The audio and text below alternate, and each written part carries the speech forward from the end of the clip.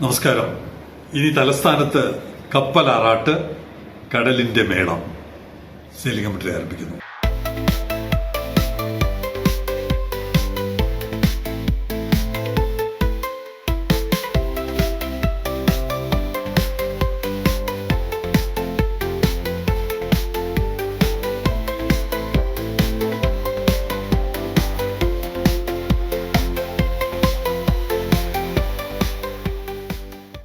ഇനി ആ അത്ഭുത വാർത്തയിലോട്ട് കടക്കാം. അതിനു മുമ്പ് കഴിഞ്ഞ മാസത്തെ പെർഫോമൻസ് അറിയണ്ടേ? അതിഗംഭീരമായ പെർഫോമൻസ് ആയിരുന്നു. വാസ്തവത്തിൽ കുറഞ്ഞു പോകുമെന്നായിരുന്നു കണക്കുകൂട്ടൽ. സെയിലിംഗ് കമ്മിറ്റിയുടെ കണക്കുകൂട്ടൽ കണ്ടെയ്നർ കുറഞ്ഞു പോകുമെന്നായിരുന്നു. കാരണം കപ്പലുകളുടെ എണ്ണം കുറവായിരുന്നു, 56 കപ്പലുകൾ. പിന്നെ താരതമ്യേന 1-2 ദിവസം ബെർത്ത് ഒഴിഞ്ഞു കിടന്നു. 2 ദിവസമല്ല, 1 ദിവസമെങ്കിലും ബെർത്ത് ഒഴിഞ്ഞു കിടന്നു മെയിന്റനൻസിന് വേണ്ടി.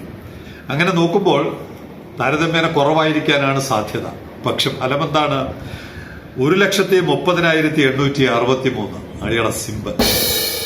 1,30,863. ആദ്യമായിട്ടാണ് ഇത്രയും വലിയ ഒരു സംഖ്യ കണ്ടെയ്നർ ട്രാൻസ്ഷിപ്മെന്റ് നമ്മുടെ പോർട്ടിൽ നടക്കുന്നത്.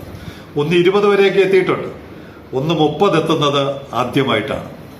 അങ്ങനെ പരിമിതികൾക്കിടയിൽ ടേൺ അറൌണ്ട് ടൈം കുറവായിരുന്നു, പോർട്ട് യൂട്ടിലൈസേഷൻ ടൈം കുറവായിരുന്നു. അങ്ങനെയാണെങ്കിലും കണ്ടെയ്നറുകളുടെ എണ്ണം കൈകാര്യം ചെയ്തത് മികച്ച പ്രവർത്തനമായിരുന്നു എന്നുള്ളത് ഒരു കണ്ടെയ്നർ ഏകദേശം 5,400ഓളം കണ്ടെയ്നറാണ് ഹാൻഡിൽ ചെയ്തത്. അങ്ങനെ കപ്പലുകളുടെ എണ്ണം കുറവായിരുന്നെങ്കിലും ചില കപ്പലുകൾ ആ വിടവ് നികത്തി കൂടുതൽ കണ്ടെയ്നറുകൾ കൈകാര്യം ചെയ്തു. അത് തന്നെയായിരിക്കാം MSCയെ വളരെ പെട്ടെന്നൊരു തീരുമാനമെടുക്കാൻ പ്രേരിപ്പിച്ചത്. ഏറ്റവും ഒടുവിലത്തെ വാർത്ത എങ്ങനെയാണ്? APSEZ, Adani Ports and Special Economic Zone, in talks to sell stake in Vizhinjam Box Transshipment Port to MSC. Adani ഗ്രൂപ്പിന്റെ ഷെയർ MSCക്ക് കൊടുക്കാൻ ആലോചിക്കുന്നു, ചർച്ച നടക്കുന്നു. A deal, if and when finalized, will likely make the port's biggest customer a shareholder. ഏറ്റവും വലിയ ഒരു customer എന്നുള്ള നിലയ്ക്കായിരുന്നു MSC ഇത്രയും നാൾ നമ്മുടെ തുറമുഖത്ത് കപ്പലുകൾ അയച്ചിരുന്നതെങ്കിൽ ഇനി മുതൽ യഥാർത്ഥ ഉടമ എന്നുള്ള നിലയ്ക്കും സ്റ്റേക്ക് ഹോൾഡർ എന്നുള്ള നിലയ്ക്കും, share holder and stake holder എന്നുള്ള നിലയ്ക്കും MSC നമ്മുടെ തുറമുഖത്ത് താല്പര്യം കാണിച്ചു. കഴിഞ്ഞ ദിവസം ഏതൊരു സുഹൃത്ത് പറഞ്ഞല്ലോ, MSC അവരുടെ ചാർട്ടറിംഗ് എല്ലാം ഉപേക്ഷിച്ച് ഇവിടെ നിർത്തിപ്പോകുന്നു എന്ന് പറയുന്ന അതുപോലുള്ള തിരുവെഴുത്തുകൾ നിങ്ങൾ ഇനിയും എഴുതണം. എങ്കിൽ മാത്രമാണ് ഇത്തരത്തിലുള്ള വളരെ വേഗതയിൽ അതിന്റെ ഫലം നമുക്ക് കാണാൻ പറ്റുകയുള്ളൂ. 20 ലക്ഷം കണ്ടെയ്നറാണ് പിന്നിട്ടത്. കഴിഞ്ഞ മാസം 1,30,863. മറ്റ് താരതമ്യമൊന്നുമില്ല, മറ്റ് പല പോർട്ടുകളെക്കാൾ വേഗതയിൽ 10 ലക്ഷവും 20 ലക്ഷവും പിന്നിടുന്ന ഒരു പോർട്ട് എന്നുള്ള നിലയ്ക്ക് MSCക്ക് വളരെ പ്രധാനപ്പെട്ട ഒരു കേന്ദ്രമായി അവർ ഇതിനകം മനസ്സിലാക്കി. The stake sales talks on Vizhinjam Port align with the provisions in the concession agreement signed by APSEZ with the Kerala government.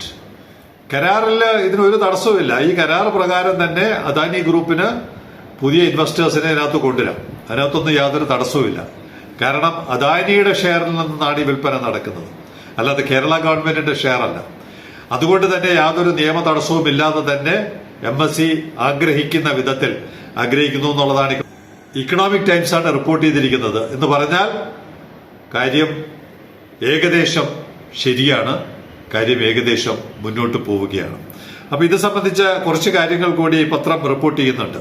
The ability to berth and service next generation container vessels positions Vizhinjam among a select group of ports globally capable of handling large-scale transshipment traffic with high operational efficiency.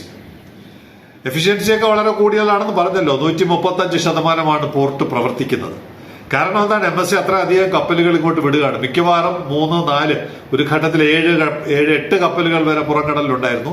ഇപ്പോൾ അത്ര പോകുന്നില്ല. അവർ കൃത്യമായി അവരുടെ planning എല്ലാം ship planners അതെല്ലാം കൃത്യമായി നോക്കി. എന്നാലും 2, 3, 4 കപ്പലുകൾ പുറംകടലിലുണ്ടാകും. അങ്ങനെയുള്ള വളരെ എഫിഷ്യന്റ് ആയിട്ട് പ്രവർത്തിക്കുന്ന ഒരു പോർട്ടായിട്ട് MSC തിരിച്ചറിഞ്ഞു.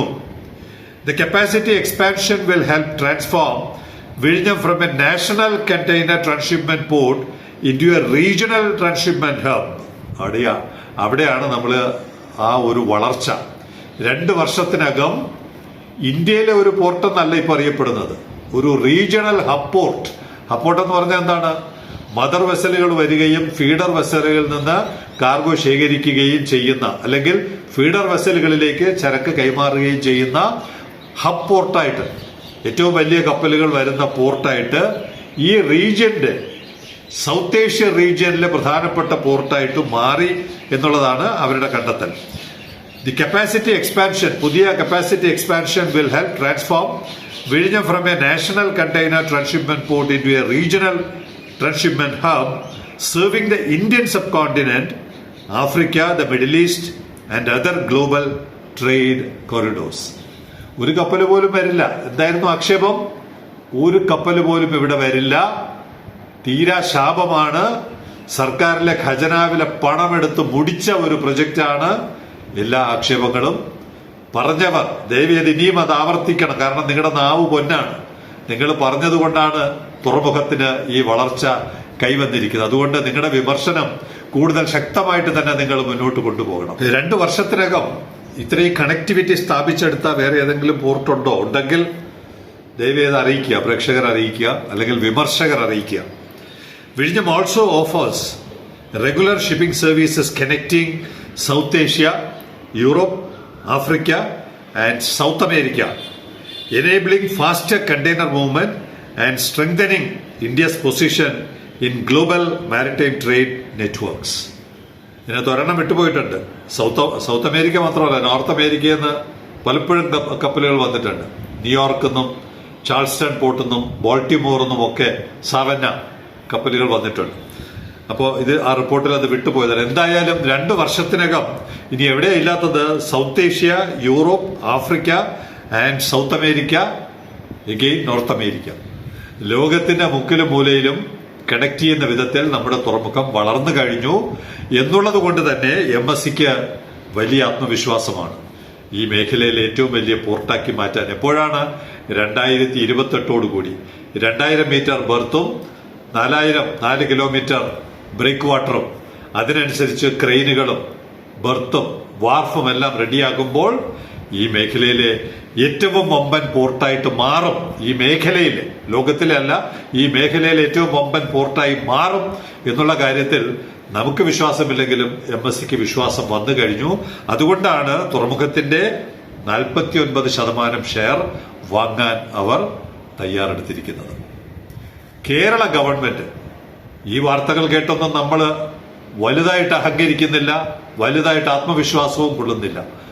ഗേറ്റ് തുറക്കാതെ, പൊതുജനങ്ങൾക്ക് പ്രയോജനം കിട്ടാതെ MSC ഏറ്റെടുത്താൽ എന്ത്, അദാനി ഇതിനേക്കാൾ വലിയ ഇൻവെസ്റ്റ്മെന്റ് നടത്തിയാൽ എന്ത്, ഒരു കാര്യവുമില്ല.